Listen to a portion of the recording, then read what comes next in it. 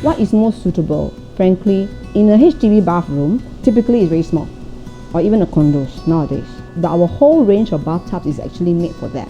So we have sizes ranging from 800 by 650 to the standard 1.7 meter that you see in hotels and bigger areas. So to tell you what is the best bathtub, actually we really have to go down to your place, look at your bathroom, and then give you the best advice. The bulk of our clients actually are existing bathroom. They even have shower doors.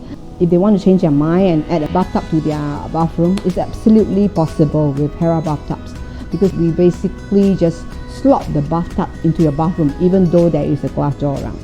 Our bathtubs are made of acrylic. It's held with a steel structure inside. If you have pipes jugging out like aircon pipes, which is typical in most HDB bathrooms, so we actually drill a hole in our tub to let the pipes pass through.